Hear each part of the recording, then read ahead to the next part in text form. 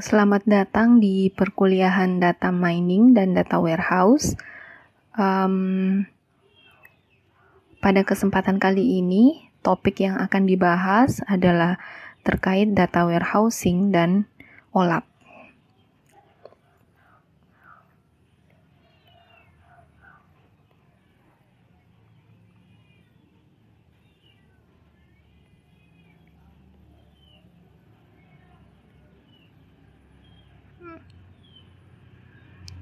Untuk outline perkuliahannya,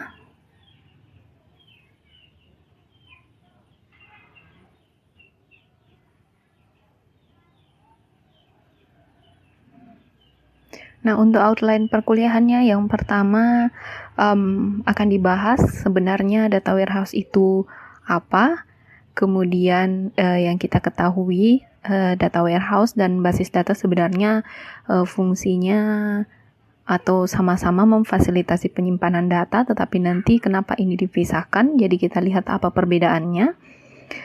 Kemudian yang ketiga ada arsitektur data warehouse. Nah, di dalam data warehouse itu sendiri komponen-komponen apa saja yang menjadi pembentuknya. Kemudian ada model data warehouse. Kemudian ada perkakas dan utilitas untuk pembaruan data atau update data pada data warehouse. Kemudian ada yang disebut dengan data cube. Kemudian ada jenis model data multidimensi, kemudian ada konsep hierarki, dan ada operasi-operasi yang ada pada OLAP atau Online Analytical Processing. Nah, apa tujuan perkuliahan untuk kesempatan kali ini? Yang pertama, diharapkan mahasiswa mampu mendefinisikan nanti apa yang dimaksud dengan data warehouse, kemudian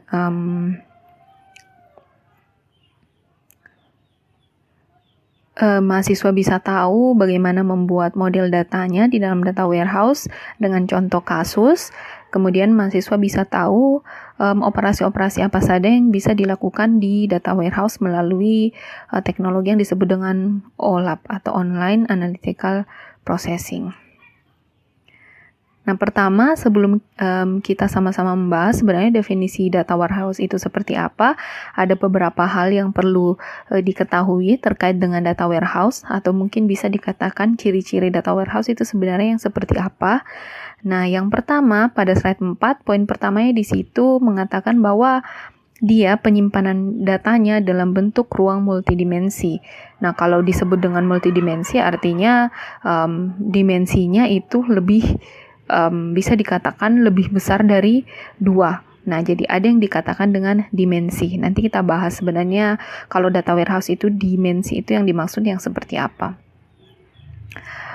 Kemudian pembuatan data warehouse itu sendiri, jadi poin kedua ada yang disebut DW, di situ saya singkat saja, itu merupakan singkatan dari data warehouse, di mana dalam pembuatan data warehouse-nya itu melibatkan 3 hal. Yang pertama itu ada pembersihan data. Nah, ini kita sudah bahas di kesempatan-kesempatan sebelumnya, apa yang dimaksud dengan pembersihan data. Kemudian ada integrasi data, maksud saya di poin kedua, jadi itu bukan integrasi data. Kemudian ada transformasi data. Nah, 3 hal ini sebenarnya kita sudah bahas terkait dengan preprocessing data. Jadi ini menjelaskan proses yang sama. Nah, kemudian yang ketiga, menyediakan perkakas atau tools yang disebut dengan Online Analytical Processing atau OLAP. Nah, perkakas inilah yang nanti akan digunakan untuk analisis datanya, untuk data multidimensi. Mungkin kalau basis data atau basis data relasional, kita mengenal ada namanya tool OLTP atau Online Transactional Processing, di mana dia yang mengatur proses transaksi dalam basis data. Nah, untuk data warehouse sendiri, untuk melakukan analisis data multidimensinya ada yang disebut dengan tools, yaitu OLAP. Nah, kemudian data warehouse ini sudah banyak digunakan oleh perusahaan-perusahaan, apalagi yang terkait dengan bisnis itu sendiri. Jadi di mana data warehouse ini sendiri dirasakan banyak manfaatnya, apalagi terkait dengan marketing dalam bisnis, di mana pelaku bisnis menggunakannya untuk mengatur, memahami, dan menggunakan datanya untuk proses pengambilan keputusan. Jadi salah satunya kalau dalam bidang marketing di bisnis, bagaimana sebuah perusahaan-perusahaan besar itu bisa memahami perilaku customer-nya untuk keperluan marketingnya. Nah, di situ ada penekanannya bahwa untuk pengambilan keputusan. Jadi kalau misalnya data base relasional itu untuk keperluan perekaman data atau transaksi data hari-hari, sedangkan kalau data warehouse itu lebih ke pengambilan keputusan, di mana bisa dilihat di sini mungkin bisa lebih dipahami kalau data warehouse ini penggunanya lebih ke jajaran eksekutif atau manajerial di sebuah perusahaan. Nah, jadi dia lebih ke bisa dikatakan bahwa pekerja ahlinya seperti level manager atau misalnya level atau dikatakan level eksekutif, karena dia berperan dalam pengambilan keputusan. Nah, sedangkan kalau database itu lebih ke transaksi sehari-hari, jadi penggunanya bisa lebih tidak lebih khusus dibandingkan dengan data warehouse ini.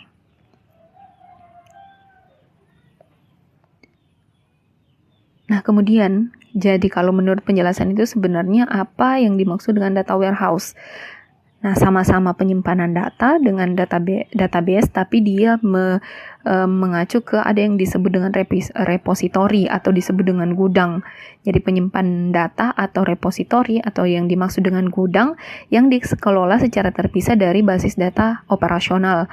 Nah, biasanya basis data operasional ini diimplementasikannya dengan yang dimaksud dengan basis data relasional, di mana kalau basis data operasional itu adalah tempat penyimpanan data untuk transaksi sehari-hari, atau yang diupdate-nya itu lebih sehari-hari atau lebih sering dibandingkan dengan penyimpanan data. Nah, ada yang menarik di sini, di mana ada yang disebut dengan gudang. Nah, kalau misalnya kita mendengar yang dimaksud dengan gudang, biasanya gudang itu ya datanya yang sudah gudang itu biasanya kita gunakan untuk menyimpan sesuatu yang ya anggaplah sudah tidak dipakai lagi, atau sudah, kalau data berarti sudah tidak dirubah lagi atau tidak diupdate, atau datanya sudah merupakan data history.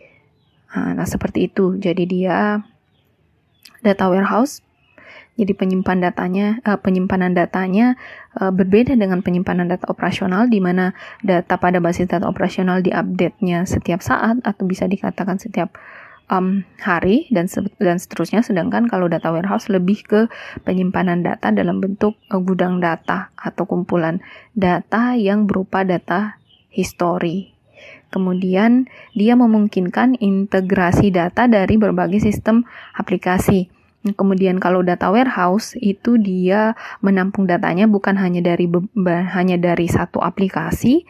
Misalnya kalau dalam perusahaan biasanya aplikasi untuk absensinya beda, kemudian aplikasi untuk penjualannya berbeda, kemudian untuk misalnya di gudangnya atau inventorinya itu berbeda. Nah, kalau data warehouse dia bisa memungkinkan integrasi data dari berbagai sumber tersebut.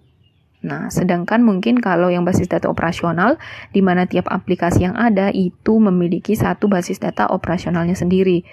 Nah, itulah dikatakan di sini bahwa data warehouse dia memungkinkan penggabungan data atau integrasi data dari berbagai sumber aplikasi.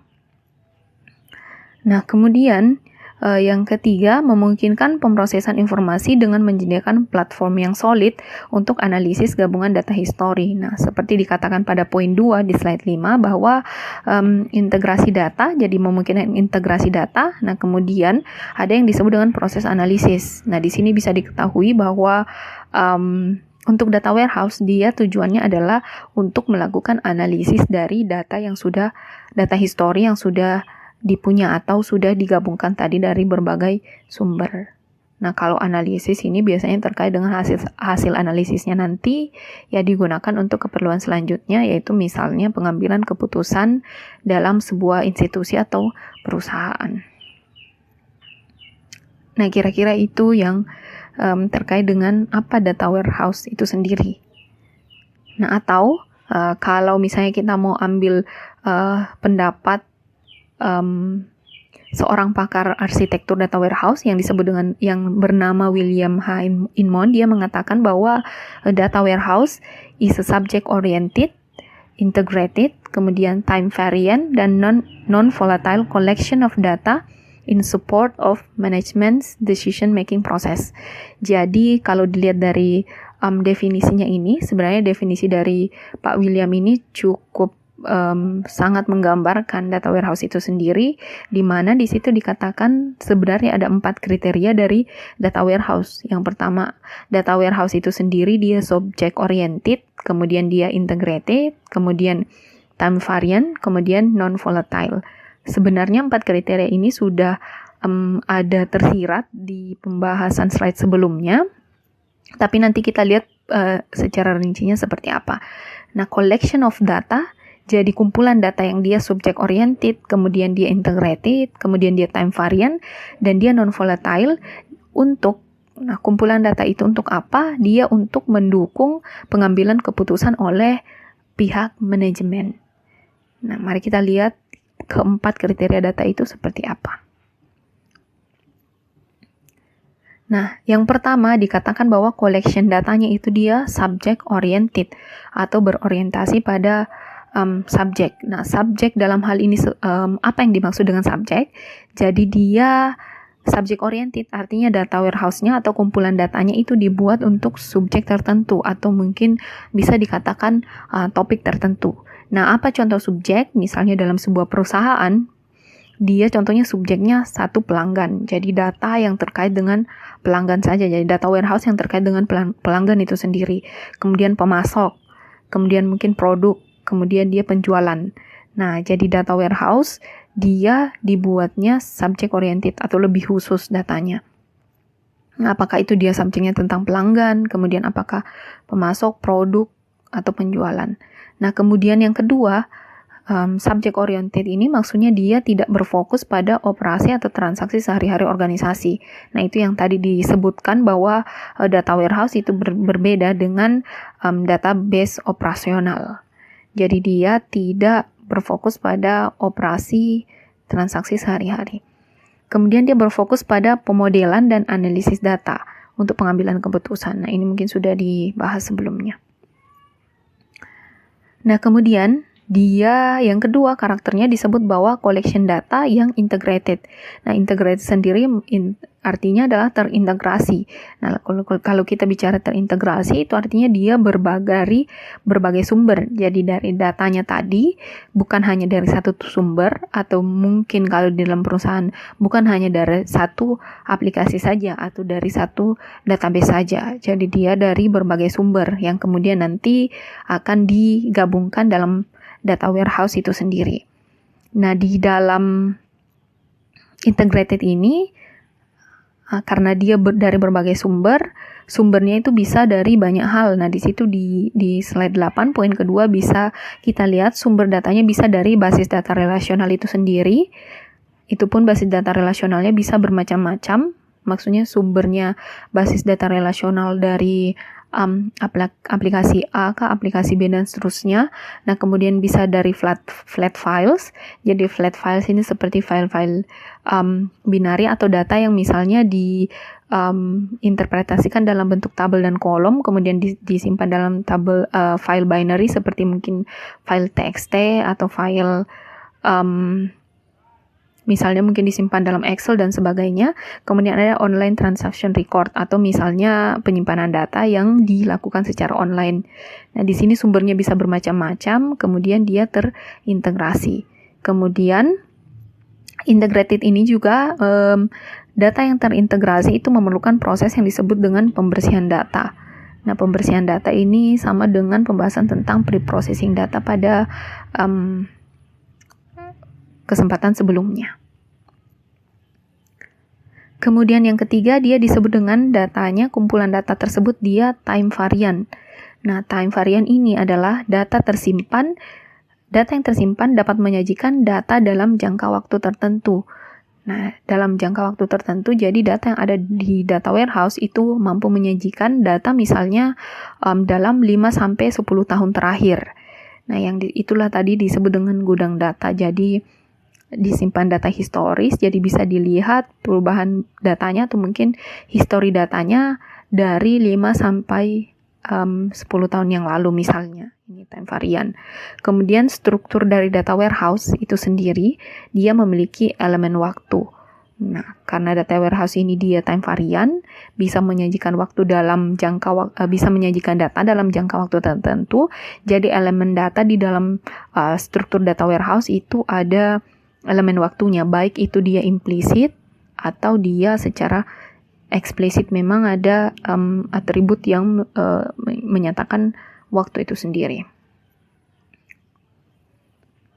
Nah, kemudian dia karakternya kumpulan data yang non-volatile.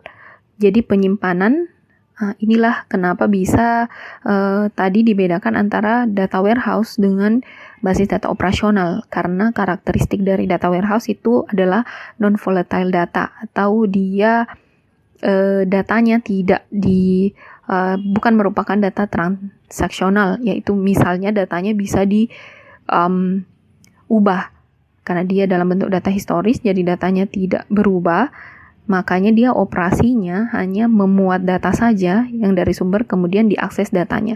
Jadi tidak ada misalnya perubahan data di dalam atribut pada data warehouse.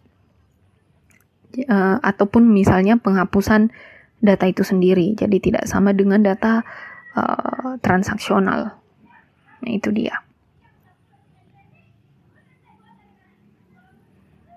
Nah, kemudian ada istilah yang disebut dengan data warehousing. Nah, ini bedanya apa dengan data warehouse? Jadi kalau misalnya data warehouse, ya dia menunjuk kumpulan data dengan karakteristik yang sudah dijelaskan sebelumnya. Sedangkan data warehousing itu sendiri, dia tentang bagaimana proses membangun dan menggunakan data itu sendiri dalam data warehouse. Nah, jadi tapi biasanya istilah ini digunakan secara bergantian, atau ya kalau kita menyebutnya data warehouse, biasanya definisinya sudah termasuk ke dalam bagaimana proses membangun dan menggunakan data itu sendiri. Jadi biasanya kalau proses untuk membangun dan menggunakan datanya itu disebut dengan data warehousing, kemudian kumpulan data itu sendiri biasanya disebut dengan warehouse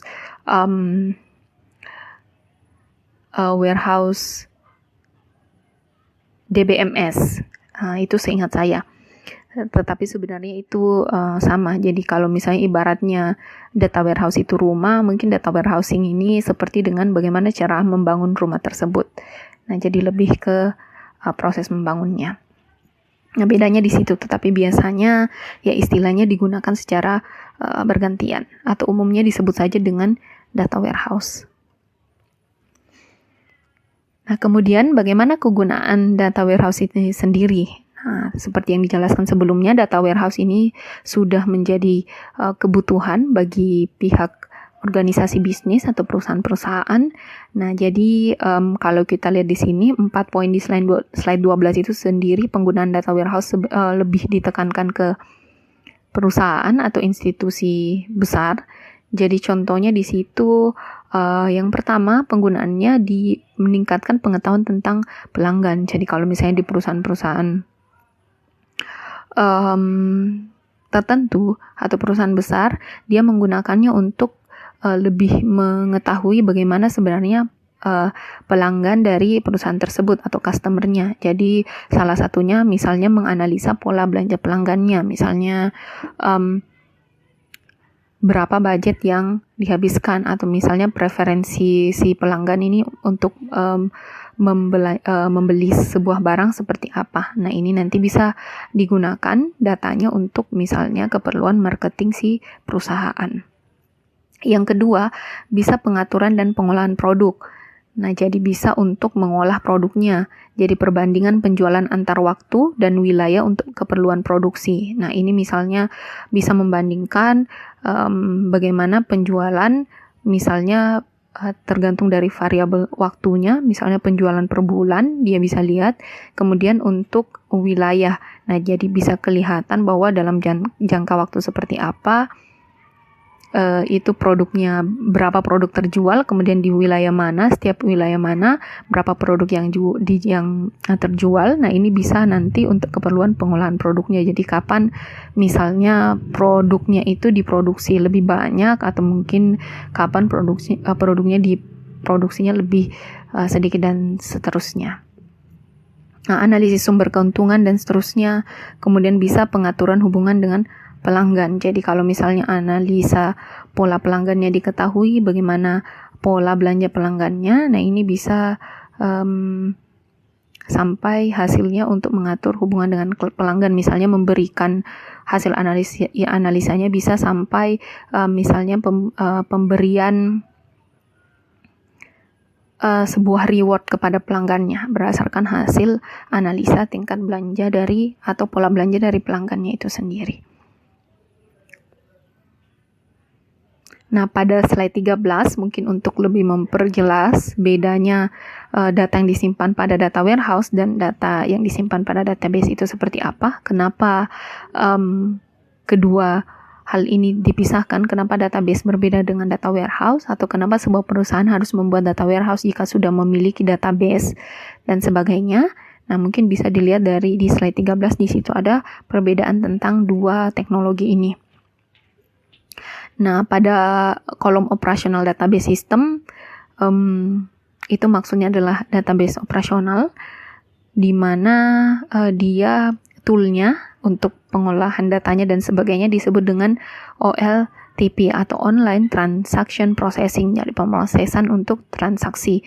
Kemudian kalau data warehouse, toolnya disebut dengan Online Analytical Processing. Nah, di sini sudah bisa kelihatan bahwa kalau data warehouse, dia prosesnya untuk analisis.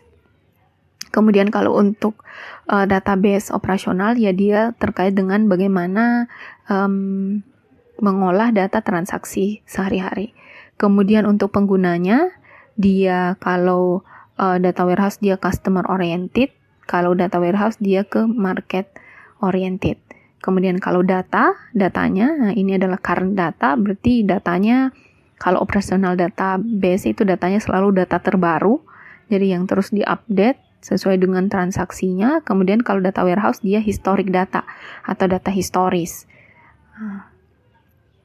Kemudian untuk rancangan basis data, nah kalau di sini dibedakan berdasarkan modelnya. Jadi seperti kita ketahui kalau database relasional itu modelnya menggunakan model IR atau Entity Relationship, jadi dimodelkannya pakai model IR dengan diagram ARD-nya. Kemudian kalau data warehouse, dia pemodelan datanya disebut dengan star scheme atau model star sama snowflake scheme. Ini nanti ada pembahasannya di slide selanjutnya.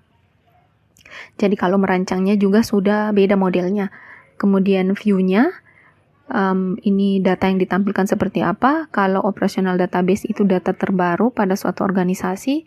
Kemudian kalau data warehouse dia data historis dari berbagai sumber. Nah, ini adalah data historis. Kemudian kalau pola pengaksesannya sama-sama dia pakai query, tetapi kalau pola pengaksesan untuk operational database dia query-nya lebih ringkas. Kalau pola pengaksesan untuk data warehouse dia query-nya kompleks.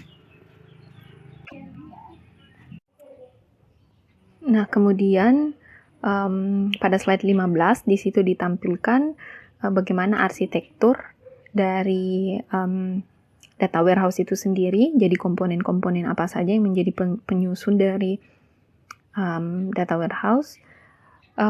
Bisa dilihat di situ pada slide 15 bahwa data warehouse sendiri itu merupakan arsitektur yang 3-tier atau bisa dikatakan ada 3 lapis. Nah, yang pertama ada bottom tier, ada middle tier, kemudian ada top tier atau disebut dengan front end tools. Nah, pada bottom tier ini bisa dilihat bottom tier-nya itu berupa data warehouse server di mana dia akan menyimpan data yang sudah diolah dari berbagai sumber, di mana pengolahannya itu ada ekstraksi, ada pembersihan, ada transformasi, kemudian di-load ke database-nya, kemudian di-refresh.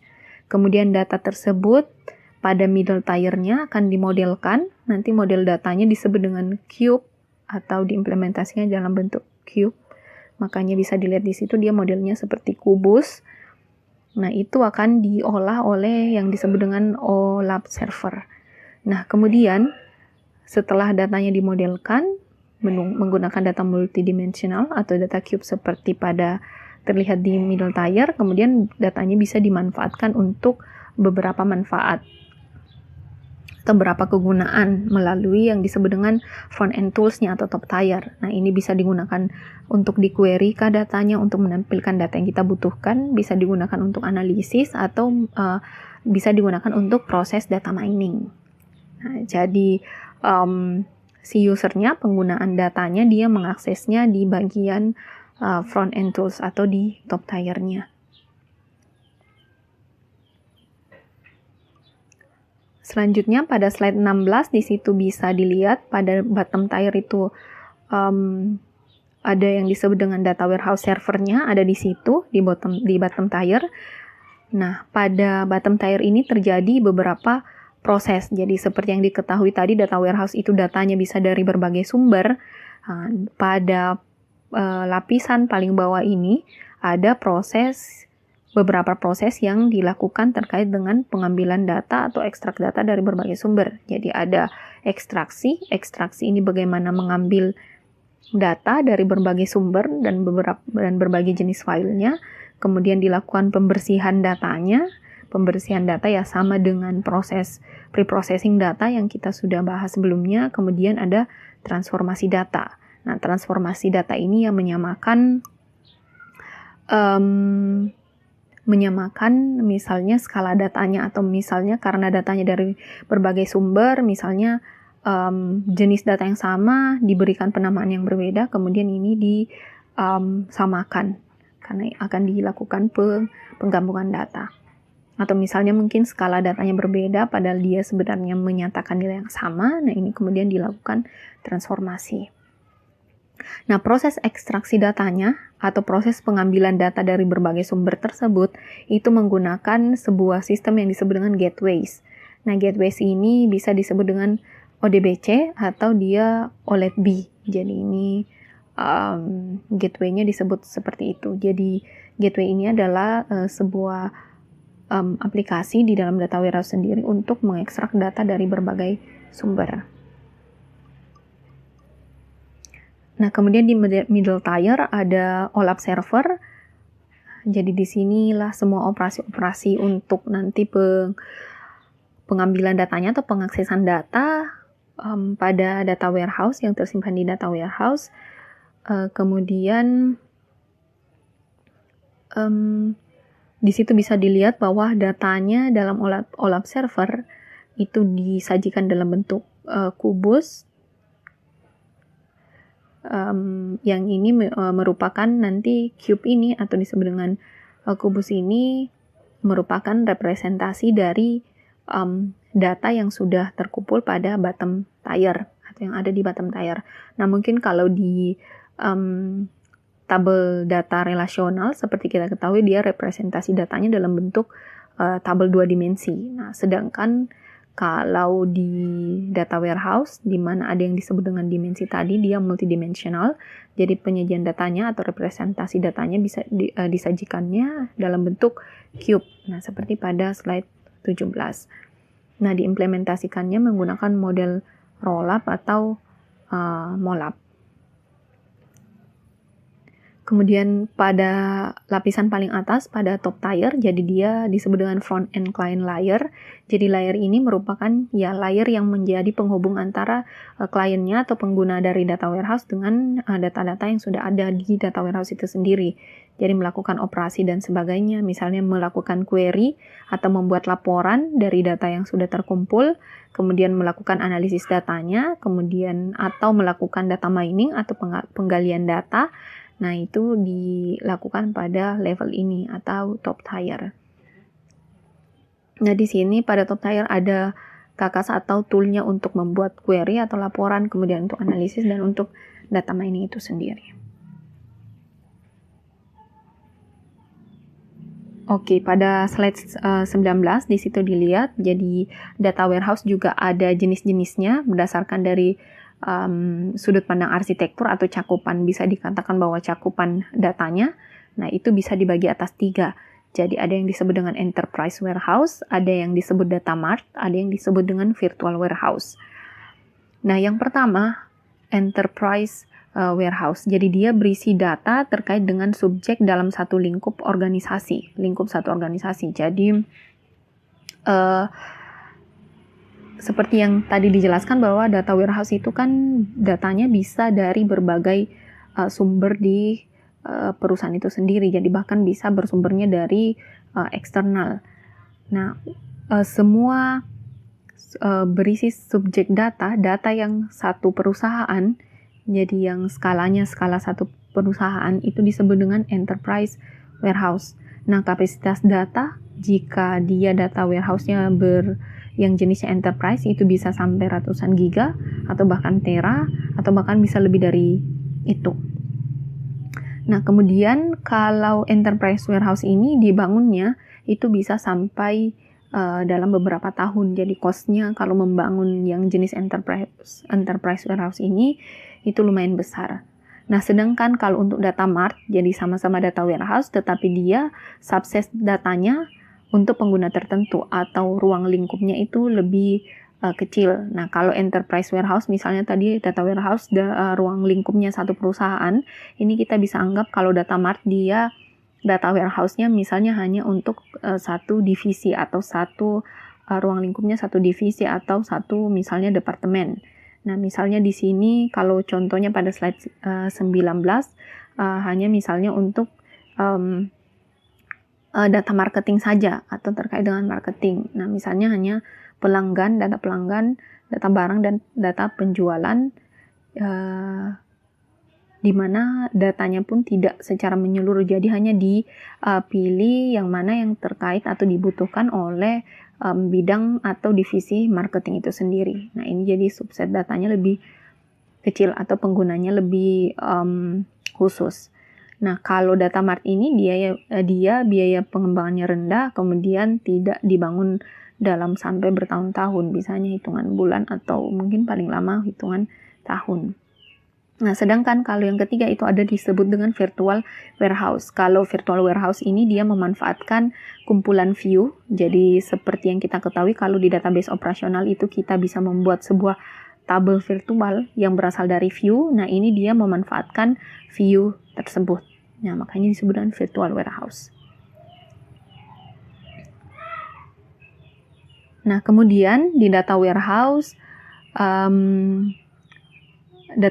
juga dia mempunyai tool untuk pembaruan datanya, walaupun dia pembaruan datanya bukan maksudnya datanya dirubah, tapi misalnya penambahan data ke dalam data warehouse itu ada tool-toolnya. Kemudian bisa dilihat pada tadi arsitektur di bottom tier ada beberapa tahap atau beberapa proses yang melibatkan sampai tadi data dari beberapa sumber bisa dimasukkan ke dalam data warehouse.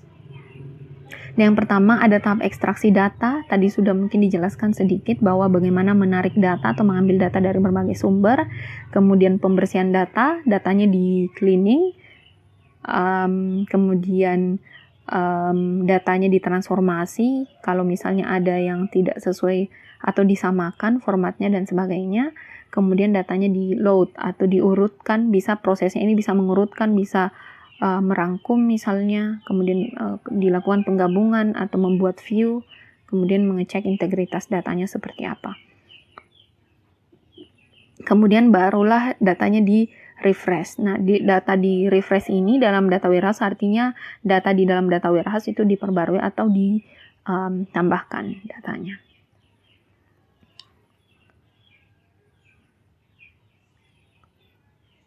Nah, kemudian kita masuk ke pemodelan data pada data warehouse.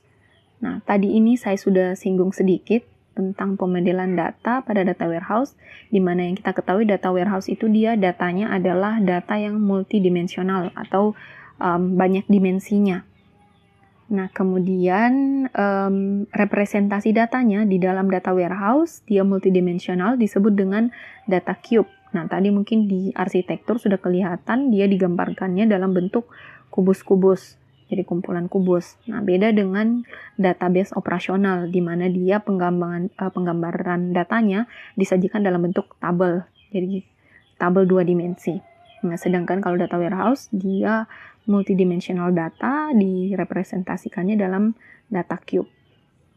Nah, apa yang dimaksud dengan data cube atau bagaimana ciri-ciri data cube?